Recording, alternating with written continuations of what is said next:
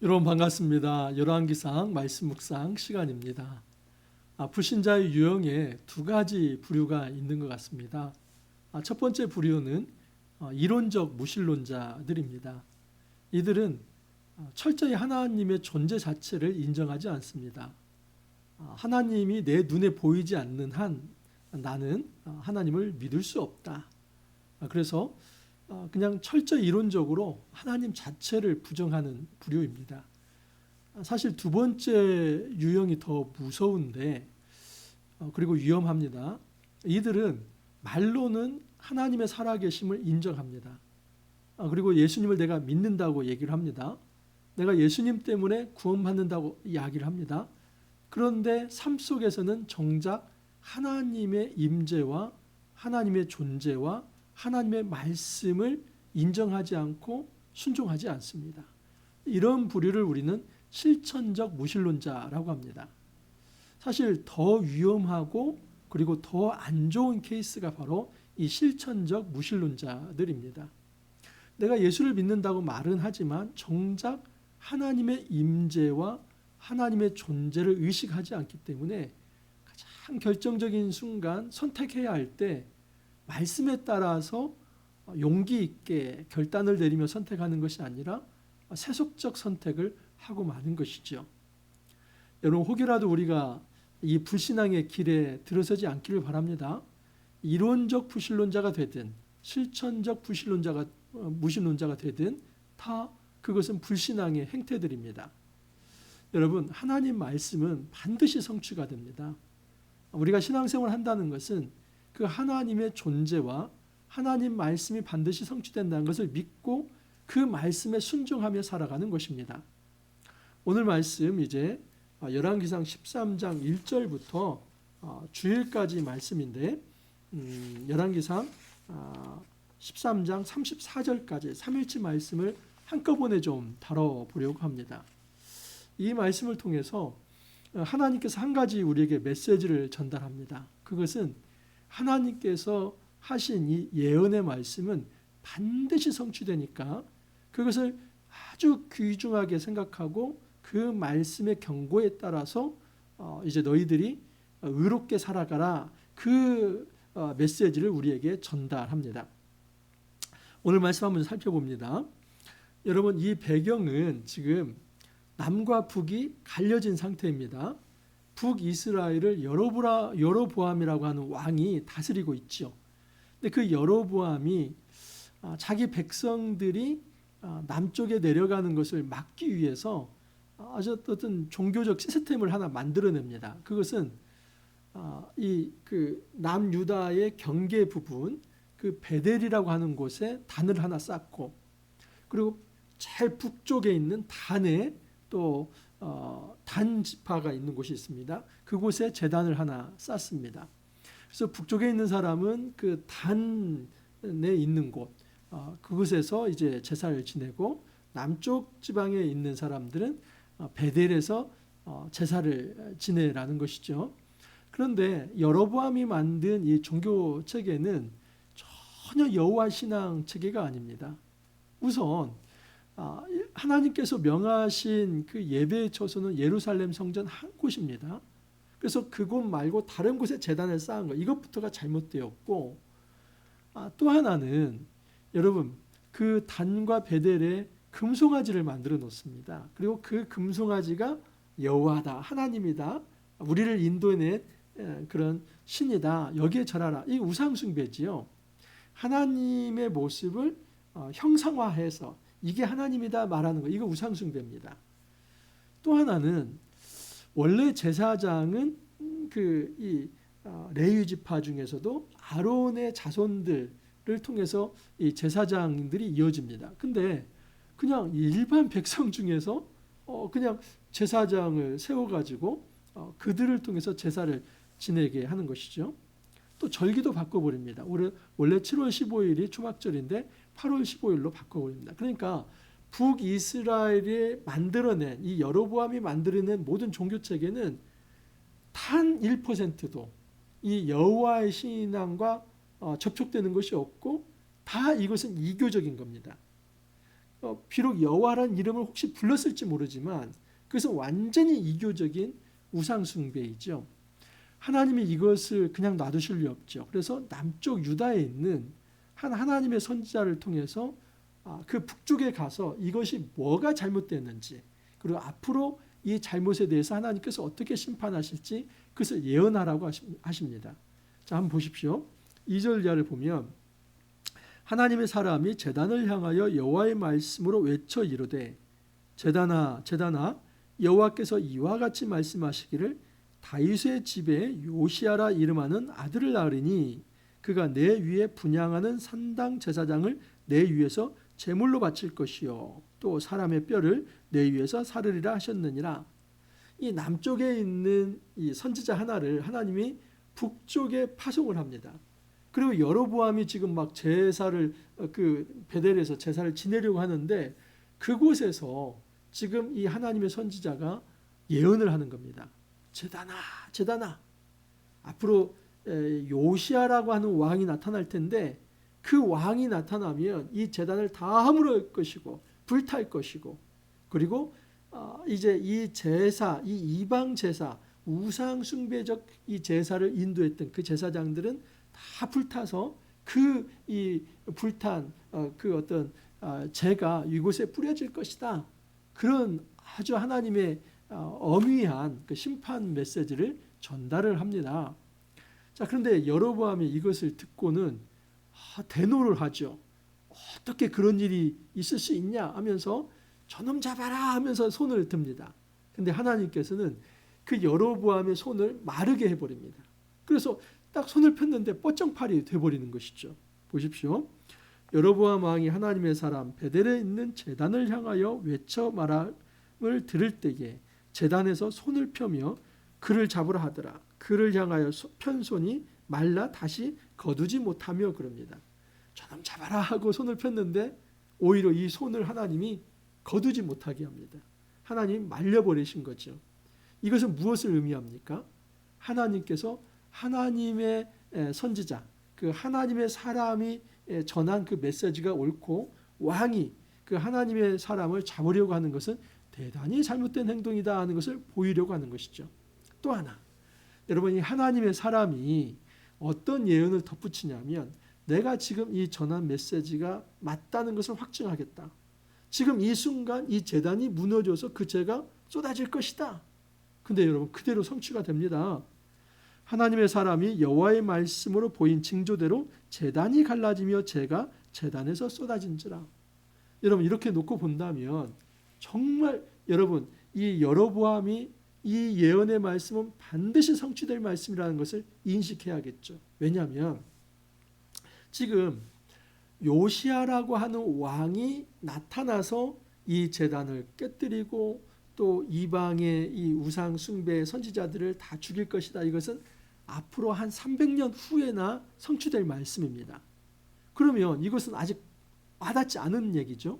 그런데 바로 지금 눈에 보이는 것은 뭐냐면 하나님의 사람이 야 여로보암아 봐라 이 제단 무너질 것이다. 그리고 그 죄가 쏟아질 것이다. 그것을 5분 전에 얘기했는데 5분 후에 그것이 실제로 성취가 됩니다. 그러면 여로보암은 그것을 받아들여야죠. 그런데 이 여로보암은 무엇에만 이 정신이 팔려 있냐면 자기 편팔 이것을 어떻게 거둘까 그것만 관심이 있습니다. 그래서 하나님의 선지자에게 부탁을 하죠. 하나님께 제발 기도해서 내 이 지금 다시 오므릴 수 없는 이 팔을 이제 다시 좀 오므릴 수 있게 그렇게 기도 좀 해달라 그렇게 부탁을 합니다. 왕이 하나님의 사람에게 말하여 이르되 청하건대 너는 나를 위하여 내 하나님 여호와께 은혜를 구하여 내 손이 다시 성하게 기도하라. 여러분 마음씨 좋은 이 하나님의 사람이 기도했더니 이제 왕의 손이 다시 원래대로 돌아왔습니다. 자 그러면 왕은 판단을 해서 내가 잘못했구나. 베델과 단을 쌓은 거, 제단을 쌓은 거, 또 일반 평신도 중에서 그냥 아무렇게나 제사장을 세우려고 했던 거, 하나님께서 명하시지 않은 방식으로 제사를 드리려고 했던 거, 또는 이 우상과 같은 금송아지를 만들어서 하나님이라고 말을 했던 거, 절기까지 바꿨던 거, 이 모든 것은 대단히 큰 종교적 죄악이다 하는 것을 깨닫고 하나님 앞에 회개를 해야 하는데, 문제는 이 사람은 회개하는 것이 아니라 그 하나님의 선지자를 회유하려고 합니다. 야, 우리 집으로 와. 내가 맛있는 거 줄게. 그리고 너한테 엄청나게 돈도 많이 줄게. 이 정치적으로 또는 어떤 경제적으로 회유하려고 합니다. 근데 하나님의 사람이 넘어가지 않습니다. 하나님의 사람이 뭐라고 얘기하냐면, 왕의 집 절반을 내게 준다 할지라도 내가 그렇게 하지 않을 것입니다. 왜? 하나님께서 말씀하시기를 떡도 먹지 말며 물도 마시지 말고 왔던 길로 되돌아가지 말라 하셨음이니라. 여러분, 하나님께서 왜 이렇게 말씀하셨을까요? 너는 말씀만 전하고 빨리 빠져나와라. 왜냐하면 거기 계속 머물러 있으면 이제 돈과 또 어떤 정치적으로 여러 가지 이제 미혹의 수단을 가지고 그 하나님의 사람을 회유시킬까 하나님께서 걱정을 해서 빨리 빠져나오게 하게 하신 거죠. 그래서 실제로 하나님의 선지자는 그 왕의 요청을 받지 않고 그냥 바로 빠져나옵니다. 자, 이 정치적 회유에서 이 하나님의 선지자는 견디고 넘어갔습니다. 자, 그런데 문제는 두 번째의 회유인데, 이것은 종교적 회유입니다. 그 베델에 한 늙은 선지자가 있었습니다. 늙은 선지자가 지금 이 하나님의 선지자가 베델 단에 이렇게 예언한 것이 그대로 성취가 되어서 제단이 무너지고 또 왕의 손이 이렇게 뻗었다가 이제 오므라들지 않았는데 기도했더니 다시 오므라들고, 이 얘기를 들으면서 이런 정말 영험한 이 하나님의 사람이 있다면 데려와서 좀 음식 좀 대접해야겠다 해서 아들들에게 나귀에 이제 안장을 지우게 하고 빨리 쫓아가서 그를 붙듭니다. 자, 그런데 보십시오. 유다에서 온 하나님의 사람이냐? 대답하되 그러하다. 그가 그 사람에게 이르되 나와 함께 집으로 가서 떡을 먹으라. 회유하는 것이죠.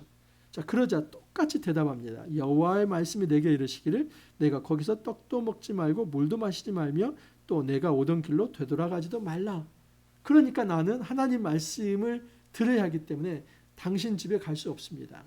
자, 그런데 그 늙은 이 베델에 있는 선지자가 뭐라고 하냐면, 야, 네가 하나님의 선지자이듯이 나도 하나님의 선지자다. 근데 전날 천사를 통해서 하나님께서 나에게 말씀하셨는데 이렇게 얘기했다는 겁니다.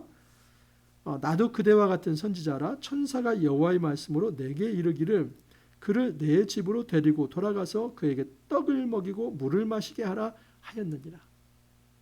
거짓말입니다. 그러니까 이 베델의 늙은 선지자는 거짓 선지자이죠. 이 사람은 듣지도 않은 말씀, 또 천사에게 듣지도 않은 말씀, 그걸 가지고 지어내서, 야, 내가 천사로부터 얘기를 들었는데 하나님이 너 우리 집으로 데리고 와서 떡도 마시게 하고 물도 마시게, 떡도 먹게 하고 물도 마시게 하라고 했다. 그러면 여러분, 이 하나님의 유다에서 온 하나님의 선지자는 이 간파해야만 합니다. 여러분, 이게 왜 거짓말이냐면, 만약에 하나님이 정말 그 이스라엘 집에서 떡도 먹게 하고 물도 마시게 하고 그렇게 하나님께서 원래 하셨던 예언의 말씀을 이 유다의 선지자에게 했던 말씀을 돌이키게 한다면 누구에게 먼저 얘기합니까? 유다 선지자 자신에게 하나님 먼저 말씀하셔야죠. 근데 하나님은 유다 선지자에게 말씀한 게 아닙니다. 자기는 하나님께 말씀을 들은 것도 없는데 옆에 있는 이 북이스라엘의 베델의 선지자가 얘기한 것을 찰떡같이 믿는 것은, 지금 유다에서 온 이 하나님의 사람이 어떤 마음이 있냐면 100% 중에 한 1%가 내가 지금 떡도 먹고 싶고 물도 마시고 싶은데 너무 배고픈데 하나님이 얘기했다고 하니까 가야겠다. 그러니까 자기의 조그마한 탐심이 살아있었는데 그것을 외부에서 정말 거짓말인데 그것을 말씀이라고 포장을 해서 가져온 말씀을 옳다 좋다 받아 먹은 것입니다. 여러분, 그러자 이제 하나님의 말씀이 누구에게 임하냐면 그 늙은 선지자에게 임합니다. 늙은 선지자가 자기가 자기 힘이 아니라 그냥 하나님의 영이 임하자 하나님의 말씀을 저절로 해버린 겁니다. 뭐라고 얘기하냐면, 여호와의 말씀이 그 사람을 데려온 선지자에게 임하니 그가 유다에서부터 온 하나님의 사람을 향하여 외쳐 이르되 여호와의 말씀에 내가 여호와의 말씀을 어기며 내 하나님 여호와께서 내게 내리신 명령을 지키지 아니하고 돌아와서 여호와가 너더러 떡도 먹지 말고 물도 마시지 말라 하신 곳에서 떡을 먹고 물을 마셨으니 내 시체가 내 조상들의 묘실에 들어가지 못하리라. 우리 하나님께서 아주 엄히하게 말씀한 겁니다. 지금 이 유다 선지자가 잘못한 거지요. 유다 선지자가 하나님으로부터 들은 말씀은 말씀만 전하고 그곳에서 떡도 먹지 말고 물도 마시지 말고 바로 빠져나가라고 했는데 그 거짓 선지자의 이 어떤 회유하는 이 종교적 회유에 넘어가 가지고 그곳에서 하나님 말씀을 어기지 않았습니까? 그래서 하나님께서는 네가 하나님 말씀을 어겼기 때문에 너는 반드시 이 일에 대해서 책임을 지고 죽게 될 것이다. 여러분, 그래서 돌아가는 길에 이 유다의 선지자는 사자에게 물려 죽습니다. 이에 그 사람이 가더니 사자가 길에서 그를 만나 물어 죽음에 그의 시체가 길에 버린 바 되니 나귀는 그 곁에 서 있고 사자도 그 시체 곁에 서 있더라. 만약에 사자가 정말 배고팠다면 나귀도 같이 먹었어야죠. 그런데 이 사자는 그 옆에 나귀도 있고 다른 사람도 있지만 다 건들지 않고 그 유다에서 온 하나님의 사람만 물어뜯어서 죽인 겁니다. 이건 뭐냐면 이 유다의 선지자가 하나님 말씀을 제대로 지키지 않은 것에 대한 하나님의 징벌이라고 볼 수 있죠. 여러분, 이 에피소드가 얘기하는 게 뭡니까? 이건 뭐냐면 하나님께서 말씀하신 것은 반드시 이제 성취될 것이기 때문에 그 말씀을 철저히 지키라는 겁니다. 지금 이 베델의 선지자는 사실은 거짓 선지자인데 이 아주 우리가 쉽게 말하면 나이롱 선지자입니다. 그러니까 이게 제대로는 선지자가 아닌데 그 사람조차도 하나님 살아계시구나. 이 하나님께서 이 유다의 선지자에게 말씀하신 이 말씀은 반드시 성취되는구나. 그래서 그 유다에서 온 이 하나님의 선지자의 시신을 잘 장사 지내게 하고 아들들에게 그런 유언을 합니다. 나도 죽게 되거든 이 하나님의 선지자 옆에 같이 묻어달라. 그런 얘기를 합니다. 그러면서 이런 얘기를 하죠. 그가 여호와의 말씀으로 베델에 있는 제단을 향하고 또 사마리아 성읍들에 있는 모든 산당을 향하여 외쳐 말한 것이 반드시 이룰 것입니다. 그것을 그 아들들에게 이야기를 합니다. 여러분, 전반적으로 이 메시지가 주고자 하는 것은 무엇이냐면 지금 이 유다에서 온 하나님의 선지자가 전한 그 메시지, 여로보암이 지금 실시하고 있는 이 아주 신앙적인, 아주 이교적인 그런 우상 체제의 어떤 종교 시스템, 하나님께서 반드시 심판하고 반드시 하나님께서 회파할 것이다. 이 예언의 말씀이 비록 300년 후가 되지만 반드시 성취될 것이다. 이것을 첫 번째는 그 제단이 무너지는 것, 또는 여로보암의 팔이 뻗었다가 다시 오므려드는 것, 그리고 심지어 유다에서 온 하나님의 선지자가 제대로 하나님의 말씀대로 따르지 않았을 때 징벌당하는 것, 이 모든 것을 통해서 하나님께서 말씀하시고자 하는 것은 무엇이냐면 하나님 말씀은 한번 말씀된 것은 철저하게 성취된다. 그것을 보이려고 하는 것입니다. 그러면 여러분, 이것을 보면 여로보암이 어떻게 해야 맞습니까?